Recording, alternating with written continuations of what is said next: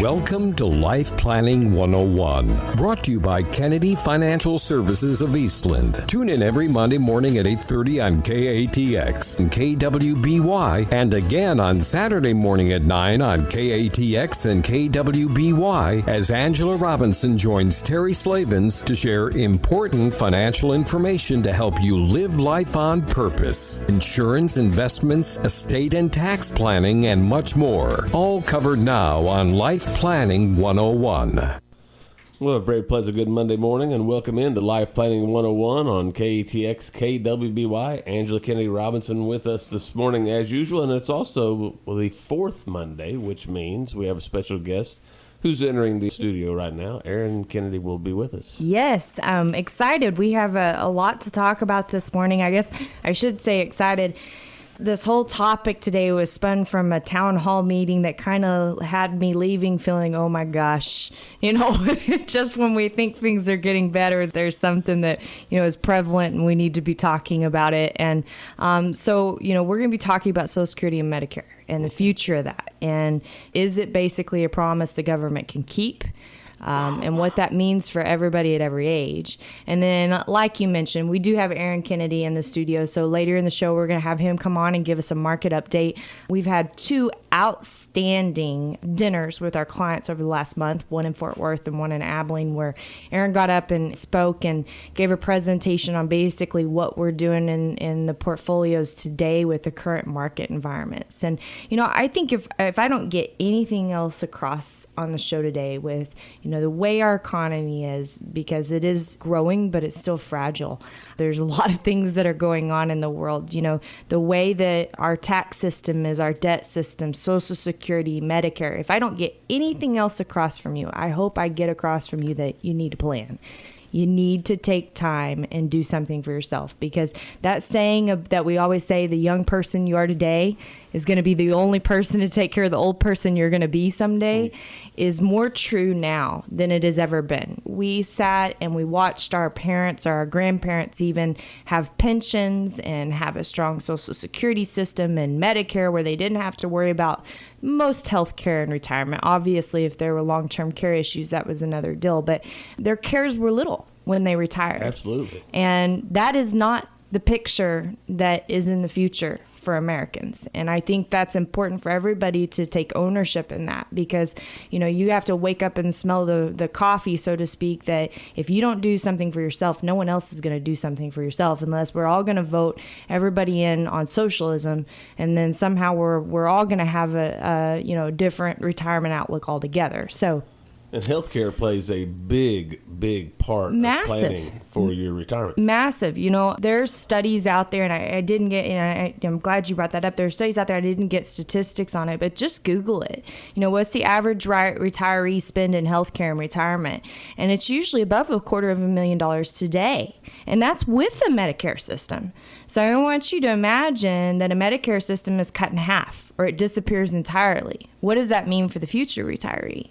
Right. And that's huge. So we have a lot to talk about today. So we're going to go ahead and take a quick break. And when we come back, we're first going to talk about Social Security and Medicare. Are they promises the government can keep? And then you don't want to miss the end of the show. What everybody's been waiting for all month long is a market update from our very own CFA, Erin Kennedy. We'll be back with more right after this on Life Planning 101.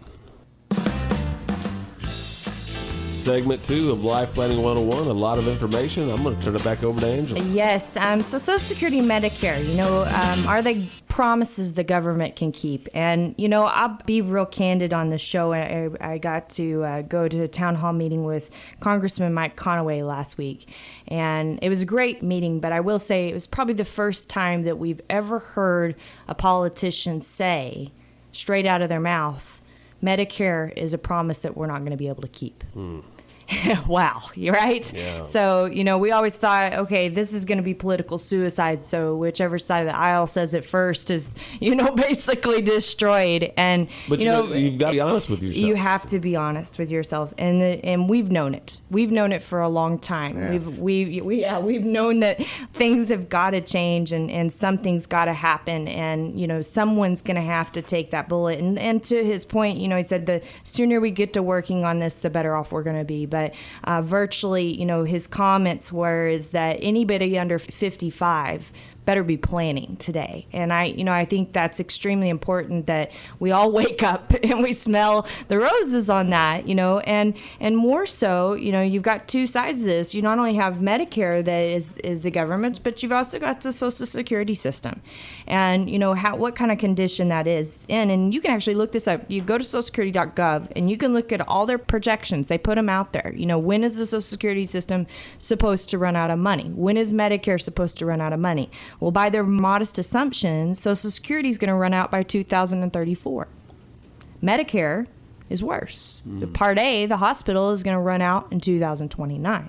And that's if nothing crazy happens with inflation, okay? So you have to think about all this. And there's a multitude of things that are causing this depletion. First of all, you have a government that's borrowed billions of dollars from these trust funds. So they have to replenish those. Well, how are they going to replenish those if they just cut taxes? Don't know. Second, you have programs that are entirely changed since their original premise of just providing Americans with their old age retirement, right? So used to Social Security was just for those people that were virtually in their last 10 to 15 years alive, and, just so they wouldn't live on the streets, and because they couldn't work virtually. And if you think about it, you go back to 1935 when they signed Social Security into law. You could get Social Security benefits starting at age 65 and 65 only. Well, guess what the life expectancy was in 1935? Probably not much more than 65. Not even. Not even 61.7 years old. Wow. And today it is. Right. So we bred our own problem, because if we would have kept increasing Social Security benefits age to our, age that were our life expectancy age, we would have never had this issue. It would have always been what it is for today. Well, we've added on top of that disability and benefits for surviving spouses and children and welfare, which is probably the biggest cut of all of it. That's really taken, the knife to Social Security system and the Medicare system and the Medicaid system, right? So, we've got all these problems, and it's not an easy fix, because once you give something to someone, taking it away from them is near impossible. So, how are they going to move forward with this, and what are they going to do? And there are no solutions. And Congressman Conaway made that very clear. They have some ideas that they want to throw out on the table, and it's something that they're going to work hard on right now, but there is no solution. And I think that needs to ring true in everybody's head, because, here we are the last few weeks, all we've talked about is saving your crumbs. All we've talked about is using this tax code to get your planning done and doing what you need to do. Well, here's your opportunity, because you need to do it. You have to do it. It's not a choice unless you just want to work forever. And then what if you can't work forever, even if you did want to work forever, right? And unfortunately, that happens to a lot of people. Their desire is to continue to work. That's right. But then something happens and they can't work, and then where are you at? That's exactly right. And I was studying this morning, and I was reading on a life insurance deal, and I was talking about, different ways to calculate a life insurance need. Well, one of the ways that advisors have used for years is that they do it in different age groups. It's because when you have children at home, you get survivor benefits from Social Security, and then you have this gap in time when your oldest child leaves the house or turns 18, turns the age of majority, that you can't take any benefits, and it's kind of this blackout window until you're retirement age again, right? And so you've always kind of planned life insurance benefits around that. Well, can a 20-something-year-old or a 30-something-year-old or a 40-something-year-old even do that today? No, not with this information, right? Because things are going to change drastically. So, I don't think this is a matter of, when I get around to it. I think it's a matter of everybody, whether you have a plan in place or not, you need to go back and revisit that plan and see if you can make it with or without Social Security. And by the way, that's our Twitter poll today. Does your plan make it without Social Security and Medicare? Because and I would have to think a large percentage would say, no, I cannot make it. Absolutely. Because we've never planned for it before. We've been telling, going to the high school for years, and those kids just look at you like you're crazy, and we've been telling them you need to be saving 20%. That needs to be your goal, saving 20%, okay? Well, I don't even know what that number is if you start looking, beyond these assumptions today. And you take a 40-something-year-old or a 50-something-year-old. Let's take a 50-year-old, okay? They're probably in worse shape than anybody right now. Great. Yeah, that 50-year-old needs to do more planning than anybody, Terry. Not enough coffee this morning. Not enough coffee. Bad Sorry for the bad news. I said great show. I said not such good information. But it is true, because here we are. I mean, in reality, they're going to have to make changes. They can't get this fixed. They've said that. They cannot fix this problem. So what do we do? Yeah, what do? We plan. We plan. And everybody's situation is different, and I think that's the big thing, is that remembering that, if you're just looking, and we talked about this a little bit last week about, if you're looking at your neighbor and you just throw up your hands and say, I can't do it, don't say that, because you don't know if you can do it. You don't know if there's opportunities or options out there to be able to help you accomplish your goals. Last week, for years and years, we've used a company called Medicare, okay? And we've used it for our healthcare because it's more along the lines of what healthcare used to be. And it's not a insurance program, but it's a Christian sharing program, right? But the cost of a major medical type healthcare need coverage is maybe a third or half of what a traditional healthcare policy costs today. Well, last week we had the opportunity, they just opened it up, that they're allowing advisors and agents to be able to sell Medicare, get it out to the public, because this need is so big. Right. So, I don't think that, and when I say that, I say that because it gives you hope. It gives you a notice that things will come back to a norm, and I know Aaron's going to talk about this a little bit, with what he talks about all the time in the economy. But, the same holds true with healthcare, is if the pressure is put where people can't afford a certain amount, then what is going to end up happening is those services or drugs are no longer used. And so what happens to the prices? They come down. Right? So the system has to come back into checks and balances. So I say that in the means that I don't want anybody to lose hope over this. But what you need to know is that you need to save every dollar you can save. Get your priorities right. What's more important, buying the brand new truck with the extra $200 a month? Or is it being able to put that back for your future? Plan. Right. Absolutely. And that's where you question what I'm doing today, is it actually right? We've been in an environment in this country for years and years where all we do is keep up with the Joneses. Stop it.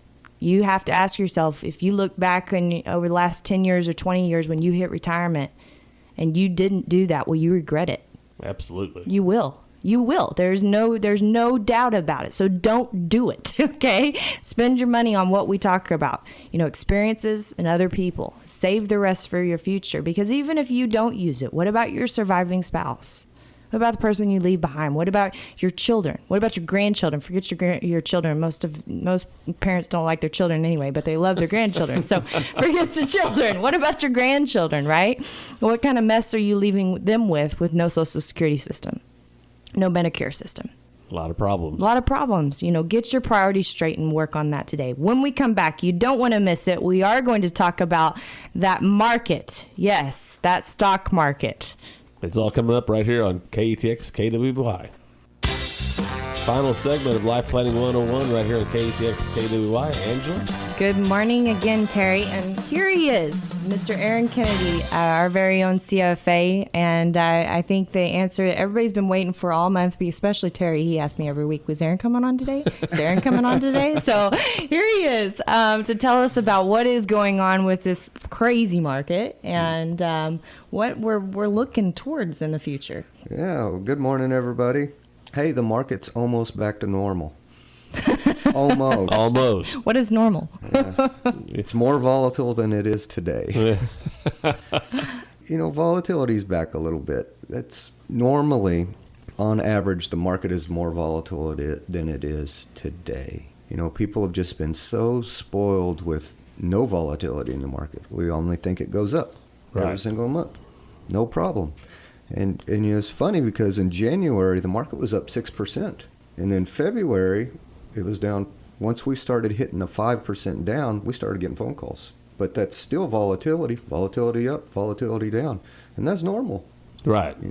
We just forget got that the market spoiled. goes up and down. Yes, we got spoiled for, a period of 12, 14 months. Yes. It goes back to basic human behavior. We get used to it, and we think that's normal, but it's really, really not. And it's a great thing because, February we're starting to say, hey, I can go back there and buy that now because that hit my price target.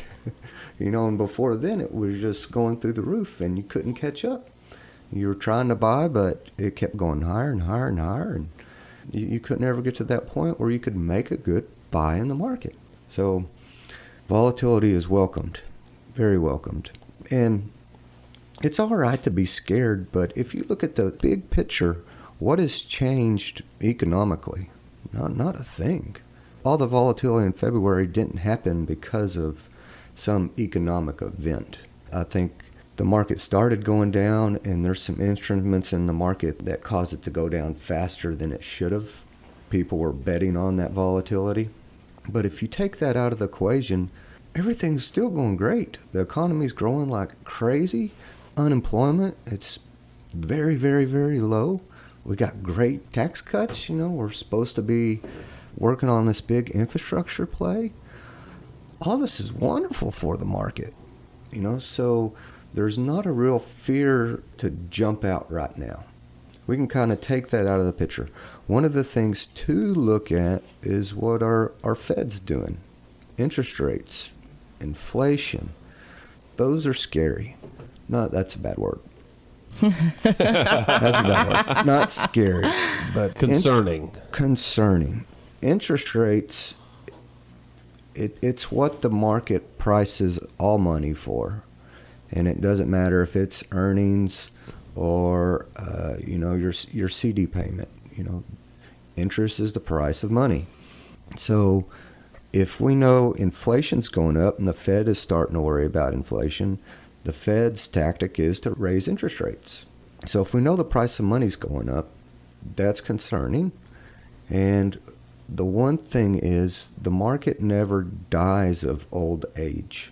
I read this the other day. The market always gets shot in the head by the Fed. So once the Fed starts messing around, then we got to be more alert.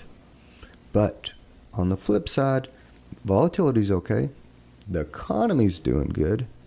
There's no big red flags out in the market. The U.S. might be the most expensive place in the world to invest, but there's other places to invest other than U.S. There's still great places to go, so don't get too alarmed. Right. Might do a portfolio checkup. Make sure you're on the same page with your portfolio and your emotions. That would be a wonderful place to start because the market does go up and it does go down. Yeah, and I know in the last couple months, you've been working hard on the portfolios and repositioning and taking a little bit of the risk off the table, but not so much just to take risk off the table, but to create purchasing power. And what are you getting ready for there? Well, typically when people are chasing stocks, and that's where we're at right now, the market gets overheated really fast. Once that greed sets in, the market gets pricier at an exponential rate. So we need to take some off the table just so if the market does make a correction, we have something that didn't take that hit, that we can take advantage of these better prices. Because if a company's not broken and it drops 30%, hello, that's awesome. Great. That's right. great. Yeah. But on the flip side to that coin, if it never breaks, you don't want to be in a position that you're just waiting for that time for it to break. Right. The market can keep going up and be irrational forever. Either way, up or down. Right. And that's where you make your money, is something being irrational. Yeah. I remember, when we created your piece for advisors, where, you're actually helping other advisors manage their clients' portfolios. And you said, we want to stick to these core disciplines because, as an investor, and the way we invest money is over the long term. And then we take this small little piece, and that's basically our play money. You know, it creates you call it alpha, right? Where we are able to go back and take advantage of what the market's doing at particular times in history. And I think a good question though for our listeners is how does, when you look back over history, how has that been successful through the bubbles that we've had, 2000, 2001, 2002, and then again in 08 and 09 when things got so disastrous? Discipline is the most important thing out there. And if you can construct your portfolio and remove greed, or fear from your portfolio, that is going to be the best thing for you long term, because compounding is the answer. And even if you compound at 7% a year, you get through all of those tough times and you don't panic.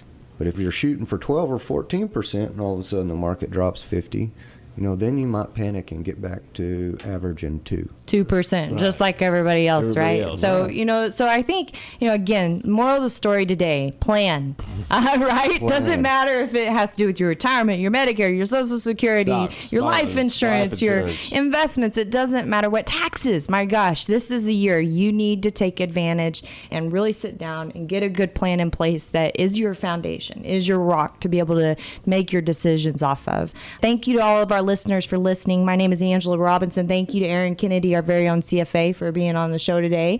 And this is Life Planning 101 right here in Eastland, Texas. And have a great weekend. God bless.